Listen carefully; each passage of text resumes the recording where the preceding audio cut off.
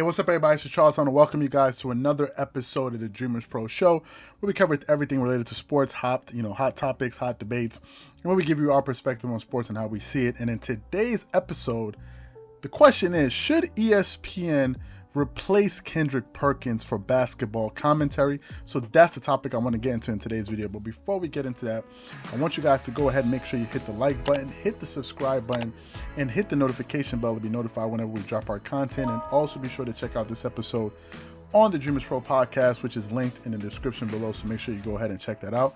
And with that being said, let's just get straight into the content. All of you guys know who Kendrick Perkins is. Perkins is. If most of you guys are unaware of who he is a former NBA basketball player, okay?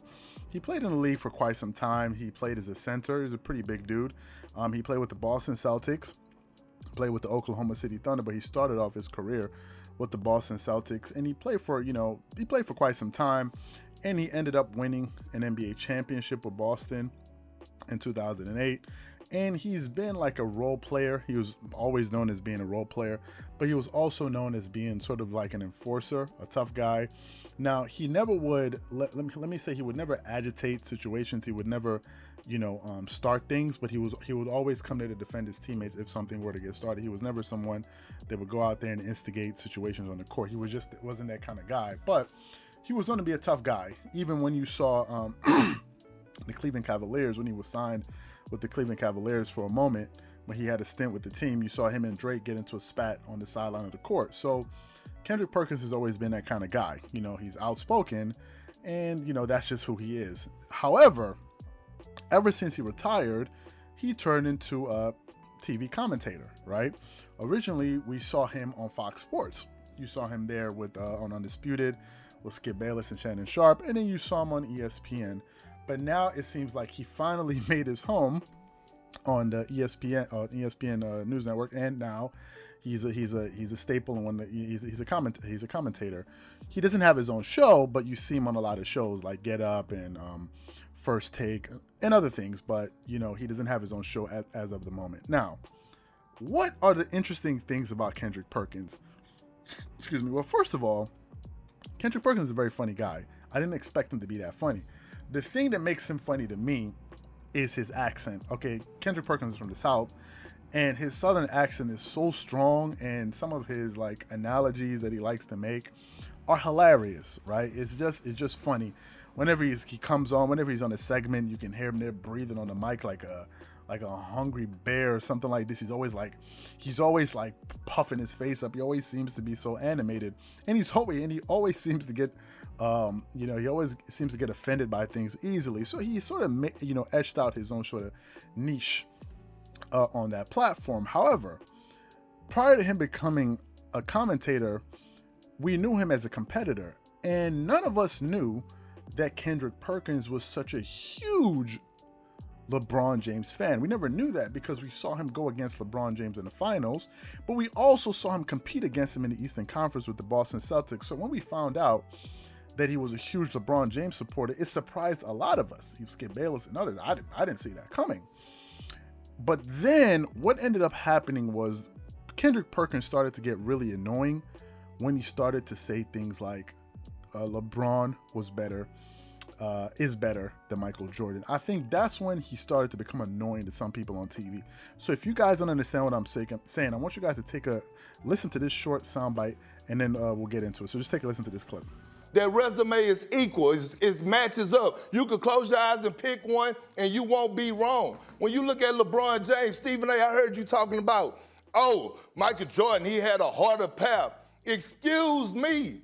Last time I checked, LeBron had one of the greatest NBA championships of all time, coming down back from 3-1. Oh, don't get me started with that. 73-19 in the Golden State Warriors. He did. And let me finish. That's you why let me finish. I let you go on and ramble for about 10 minutes. You let me finish.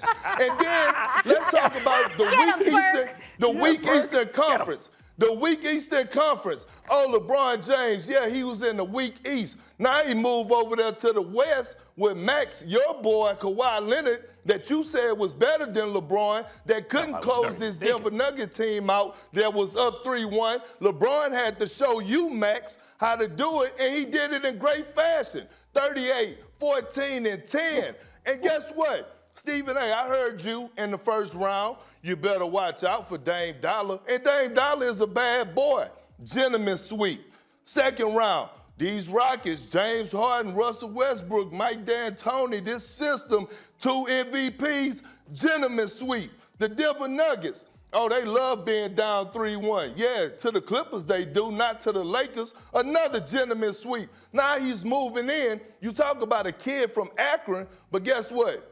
He resides in the NBA Finals. That's where his home at because he spent more than 58% in there. That's where he lives at. And by the way, it's only one other player in NBA history that have sustained this level of greatness for this period of time, and that was Kareem Abdul-Jabbar. Here it is almost 2 decades later, and we're still talking about LeBron James. So, first of all, carry on. Now, in that audio, okay, let me say the premises of that argument is, where does a 4th title put LeBron James if he were to get one? And we all think he's going to win his 4th title. Let me just say that, even including me.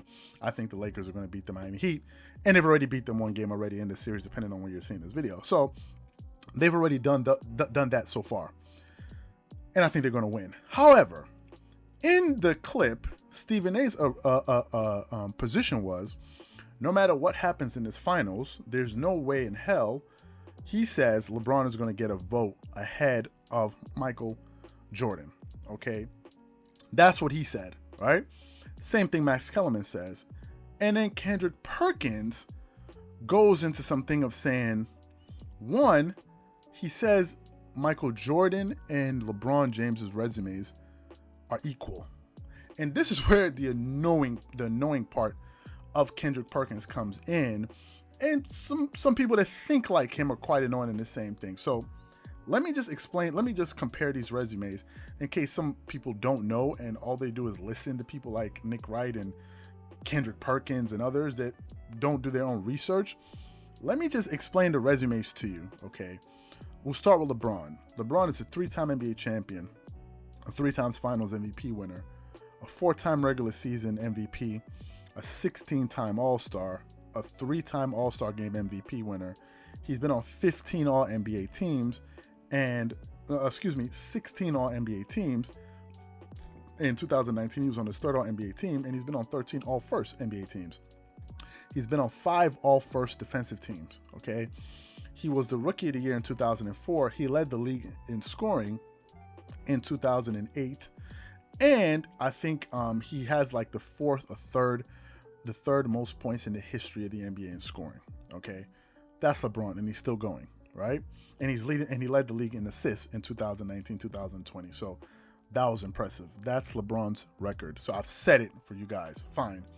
Now let's talk about Michael Jordan. All right, Michael Jordan is a 6-time champion.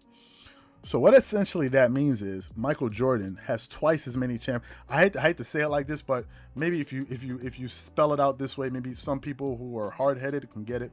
So Michael Jordan has 6 NBA titles, which means he has double the titles that LeBron has, which means that he was a more decorated or a greater winner. Okay, so let's just get that out the way. So if we're talking about winning, we can't make that argument. So he has twice as many championships. He has twice as many Finals MVPs. Okay, we've said that. Good. He has 5 regular season MVPs. 1 more. Fine. He's a 14-time All-Star. Fine. LeBron has him on that because he played more. Fine. 3 All-Star Game MVP awards. Fine. He's been on 10 All-First NBA teams. Okay? And 1 second. So he's been on 11 All-NBA teams. Fine. Now, he has a Defensive Player of the Year award. I'll say it again. He has a Defensive Player of the Year award. I'll say it one more time. He has a Defensive Player of the Year award. Kobe doesn't have that. LeBron doesn't have that. So many other great players don't have that. Michael Jordan has that. Okay, fine. He was also the Rookie of the Year in 1985. We got that. He led the league in scoring 10 times, I think for like 10 years in a row. 10 times, okay. He has the highest average in NBA history with over 30 points a game. He has the highest playoff average in the history of the NBA. Fine. Okay, we're continuing on. He's led the league in steals 3 separate times. Okay, now we're going to go back to what Kendrick Perkins was saying. And this is why he's annoying. And some people that think like him are annoying. So he says, he then goes on to call Stephen A. Smith a hater and Max Kellerman a hater. So if they're haters, somebody please tell me in the comment section, what is it exactly that they're hating about? Did they tell a lie in what they said is the question, really. What in here is the lie that they told? And I think that this is the thing that makes Kendrick Perkins annoying. Now, does he make great basketball arguments sometimes with other things? Sure he does. Otherwise, he wouldn't be on TV. He's not as clownish like Ryan Hollins, who's probably the worst sports commentator ever, former athlete, sports he is probably the worst of the worst. So we're not even talking about him. He's not even worth doing a video on. He's not him. Kendrick Perkins actually makes a lot of great arguments. However, and he also speaks with a lot of candor and he calls people out, which is good. It's refreshing. However, whenever we're talking about the Jordan and LeBron comparisons, he morphs into some kind of like some type of person that makes arguments that never add up. And if anyone who can reason at a reasonable level, if you heard these two stats and I explained these two players to you, if you remove their names and we talked about another sport, wouldn't it be an argument for who you would say would be the better player? But for whatever reason, Kendrick Perkins seems to consistently make these arguments, and his only retort seems to be, you a hater? Or, their resumes are equal, in which case I don't even see how those two things are true, number one. And finally, how is Stephen A. Smith and others like Stephen A. Smith and Max Kellerman, how are they haters if they put LeBron in like their top three? And this is the thing that can kind of be a little bit annoying about LeBron James fans. They want more than they deserve, right?